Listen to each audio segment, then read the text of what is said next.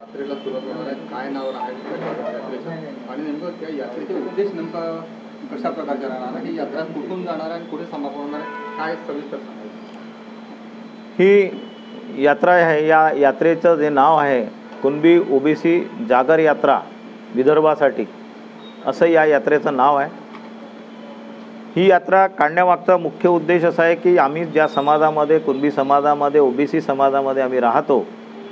त्या समाजामध्ये आमच्या असं लक्षात आलं की आम्ही आमचं या महाराष्ट्रामध्ये आम्हाला स्वतःला आम्ही मोठा बंधू आणि मोठं समजतो आणि मोठा बंधू समजून आम्ही सर्व समाजाला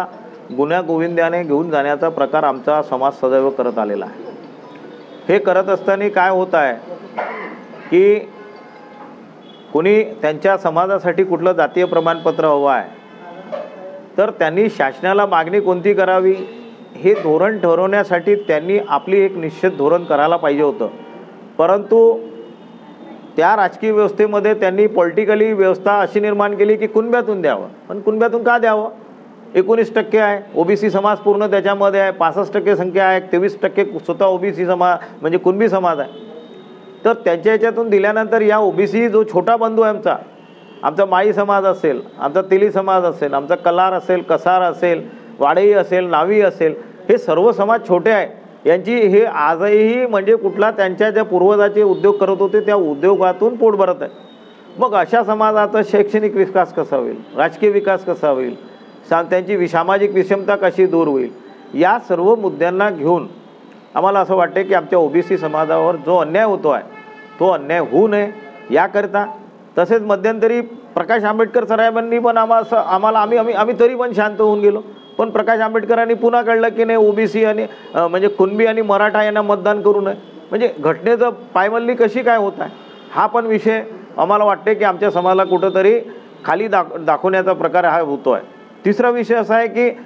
माननीय राज ठाकरे यांनी म्हटलं आरक्षणाची गरज नाही आहे, पण माननीय राज ठाकरेंना मला म्हणायचं आहे, विनंती करायची की त्यांनी हा विषय तसा न घेता आपण ज्याप्रमाणे एखादी ठिकाणी घटना घडते आणि व्हिजिट मारून आपण तो ठरवण्याचा किंवा उमेदवार ठरवण्यासाठी फिरताय तसं तुम्ही फिरा ना, धुळे जिल्ह्यामध्ये जाऊन फिरून घ्या, तुम्ही नाशिकमध्ये जा, जवळच आहे तुमच्या,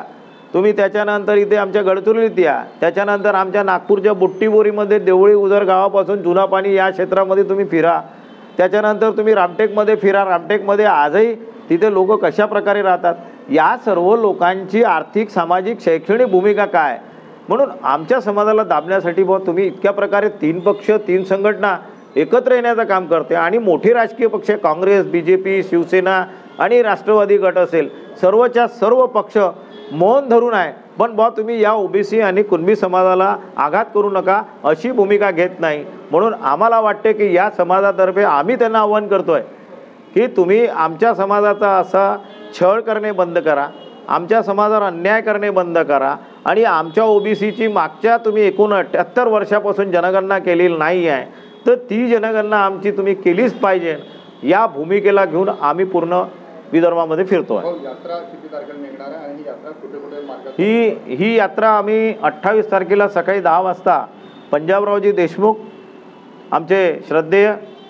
यांच्या प्रतिमेला माल्यार्पण करून आम्ही आमच्या समाजाचे नेते पुरुषोत्तमजी शहाणे साहेब, सुरेशजी गुडदे साहेब आणि इतर पदाधिकारी यांच्या हिरव्या झेंडी दाखवून ते आमच्या यात्रेला सुरुवात करतील आणि तिथून मग आम्ही एक मौद्यावरून आम्ही प्रेस मग आम्ही तिथे भंडाराला घेऊ, भंडारामध्ये काही ठिकाणी आमच्या मीटिंग्स आहे, त्याच्यानंतर गोंदियाला आम्ही प्रेस घेऊ आणि तिथेही मीटिंग्स आहे। अशा प्रकारे गडचिरोली चंद्रपूर होत आम्ही मग तिकडे यवतमाळ वाशिम आणि मग या प्रकारे आम्ही इकडे येत नागपूरला येणार आहोत। 1 तारखेला सायंकाळपर्यंत आम्ही नागपूरला पोहोचू।